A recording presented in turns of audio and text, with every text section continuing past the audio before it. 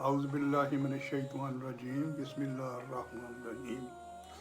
آج میں 52واں chapter 52 number پیش کر رہا ہوں۔ یہ سورہ طٰہٰ کا آخری چیپٹر ہے، کیونکہ اس کو میں نے 3 حصوں میں تقسیم کیا تھا۔ تو شروع کرتا ہوں اللہ کے نام سے جو نہایت مہربان اور رحم والا ہے۔ تو میں یہ بھی گزارش کیا کرتا ہوں کہ نماز ہمارے لیے ایسے ہی ضروری ہے جیسے ہر انسان کو سانس لینا ضروری ہے۔ اللہ تعالیٰ ہمیں سجدوں کی لذت سے آشنا کرے، آمین۔ تو میں پھر یہی گزارش کروں گا کہ یہ جو میں ترجمہ قرآن پاک کی ہے پیش کر رہا ہوں، اس کو سنا کریں ضرور۔ آپ اگر کام میں مصروف ہیں آن کر کے پاس رکھ لیں موبائل اور کام کرتے رہیں، لیکن سننا تو کانوں سے ہے۔ سنا کریں ضرور اور اس کو آگے شیئر کریں تاکہ اس کا جو اجر ہے وہ آپ کو ملے ہر طرف سے۔ تو بہرحال میں یہ شروع کرتا ہوں 124 نمبر آیت سے شروع کرتا ہوں میں۔ اور جو میری نصیحت سے منہ موڑے گا تو اس کو بڑی تنگ زندگی ملے گی، اور قیامت کے دن ہم اسے اندھا کر کے اٹھائیں گے۔ یہ اللہ سبحانہ تعالیٰ فرما رہے ہیں قرآن پاک میں۔ تفسیر اس کی یہ ہے کہ جب قبروں سے اٹھا کر حشر کی طرف لائے جائیں گے تو اس وقت تو یہ لوگ اندھے ہوں گے، لیکن بعد میں انہیں بینائی دے دی جائے گی، جیسا کہ سورہ کہف 18 نمبر آیت سے معلوم ہوتا ہے کہ وہ جہنم کی آگ کو دیکھیں گے۔ ایسے اشخاص دنیا کی زندگی میں اطمینان اور راحت سے محروم کر دیے جائیں گے، پیاس کے مریضوں کی طرح کہ وہ جتنا چاہیں پانی پئیں، ان کی پیاس ختم نہیں ہوتی۔ ایسے لوگوں کی ہوس کبھی ختم نہیں ہوگی۔ کروڑوں حاصل کر کے بھی مزید کروڑوں کی خواہش ان کا چین اور اطمینان غارت کیے رکھے گی، اور ہم اٹھائیں گے انہیں اندھا کر کے۔ یہ اللہ تعالیٰ نے کیسے اچھے طریقے سے انسان کو سمجھا دیا ہے کہ یہ دنیا کے لالچ میں نہ پڑیں آپ۔ تو آیت نمبر 125، وہ کہے گا میرے پروردگار مجھے اندھا کیوں اٹھایا ہے جبکہ میں دنیا میں تو آنکھیں والا تھا۔ آیت نمبر 126، اللہ سبحانہ تعالیٰ فرمائیں گے اس طرح ہماری آیتیں تیرے پاس آئی تھیں مگر تو نے انہیں بھلا دیا، اور آج اسی طرح تجھے بھلا دیا جائے گا۔ آیت نمبر 127، اور جو شخص حد سے گزر جاتا ہے اور اپنے پروردگار کی نشانیوں پر ایمان نہیں لاتا، اسے ہم اسی طرح سزا دیتے ہیں، اور آخرت کا عذاب واقعی زیادہ سخت اور زیادہ دیر رہنے والا ہے۔ تو آیت نمبر 128، پھر کیا ان لوگوں کو اس بات نے بھی کوئی ہدایت کا سبق نہیں دیا کہ ان سے پہلے کتنی نسلیں تھیں جنہیں ہم نے ہلاک کر دیا، جن کی بستیوں میں یہ لوگ چلتے پھرتے بھی ہیں۔ یقیناً جن لوگوں کے پاس عقل ہے ان کے لیے اس بات میں عبرت کا بڑا سامان ہے۔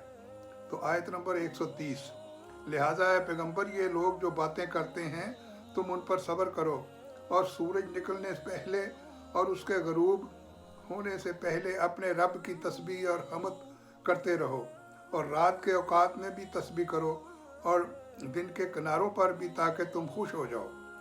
تو تفسیر اس کی ایسے ہے کہ اس آیت میں اللہ سبحانہ تعالیٰ نمازوں کے اوقات کی طرف اشارہ کرتے ہوئے فرماتے ہیں کہ اے نبی کریم صلی اللہ علیہ وسلم، وہ اپنے نبی کو تسلی دے رہے ہیں کہ یہ لوگ آپ کے خلاف جو بے ہودہ باتیں کرتے ہیں ان کا جواب دینے کی بجائے ان پر صبر کرتے رہیے، اور اللہ تعالیٰ کی تسبیح و تقدیس میں لگے رہیے، جس کا بہترین طریقہ نماز پڑھنا ہے۔ چنانچہ سورج نکلنے سے پہلے فجر کی نماز، اور غروب سے پہلے عصر کی نماز، اور رات میں عشاء اور تہجد کی نماز، اور دن کے کناروں پر مغرب کی نماز کا اہتمام کرتے رہیے۔ اس رد عمل کا نتیجہ یہ ہوگا کہ بالآخر آپ خوش ہو جائیں گے، ایک تو اس لیے کہ اس پر آپ کو جو اجر ملنے والا ہے وہ انتہائی عظیم الشان ہے، اور دوسرے یہی طرز عمل آخر کار دشمنوں پر آپ کی فتح کا ضامن ہے، اور تیسرے یہ کہ اس لیے کہ آپ کو امت کی شفاعت کا مقام حاصل ہوگا اور امت کی نجات سے آپ کو خوشی ہوگی۔ یہ حضور علیہ السلام کی خواہش تھی کہ میری उम्मत जो है उसको निजात मिल जाए आखिर में।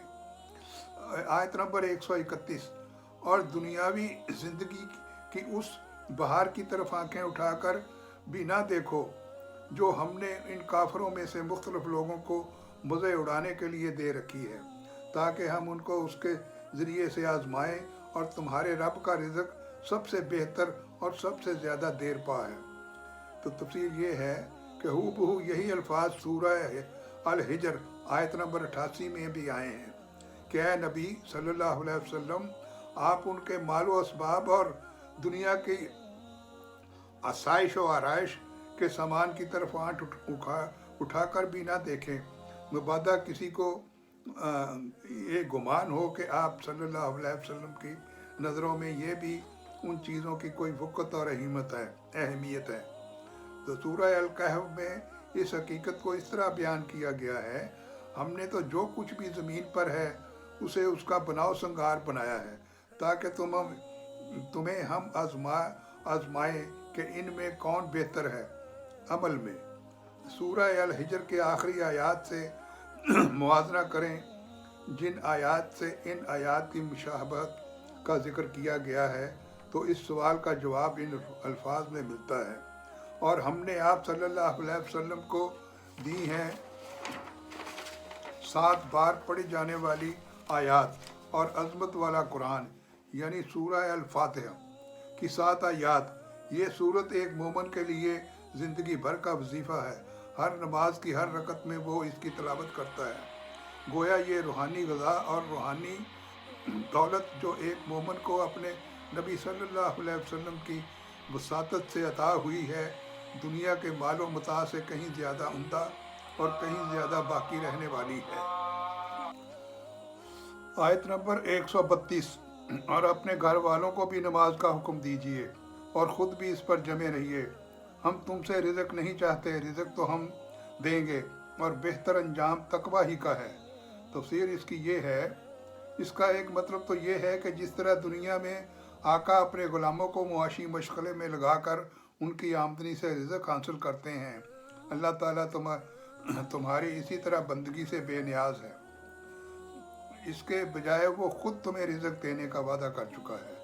दूसरा मतलब ये भी हो सकता है कि हमने तुम पर यह जिम्मेदारी आयद नहीं की कि तुम अपना रिज़्क खुद पैदा करो, बल्कि ज़्यादा से ज़्यादा जो कुछ तुम कर सकते हो वो ये कि असबाब का इख्तियार कर लेते हो। मसलन ज़मीन में बीज बो देते हो, लेकिन इस बीज से दाना उगाने का काम हमने तुम पर नहीं रखा, बल्कि हम खुद इससे वो पैदावार पैदा करते हैं जो तुम्हें रिज़्क मुहैया करती है। तो आयत नंबर 134, और अगर हम इन्हें इस कुरान और से पहले उनको किसी अजाब से हलाक कर देते तो ये लोग कहते कि ए हमारे परवरदिगार, आपने हमारे पास कोई पैगंबर क्यों नहीं भेजा ताकि हम ज़लील और रुसवा होने से पहले आपकी आयतों की पैरवी करते। तो आगे एक आयत नंबर 135, ऐ पैगंबर इनसे कह दो कि हम सब इंतज़ार कर रहे हैं, लिहाजा तुम भी इंतज़ार करो, क्योंकि अनकरीब तुम्हें पता चल जाएगा कि सीधे रास्ते वाले लोग कौन हैं और कौन हैं जो हदायत पा गए।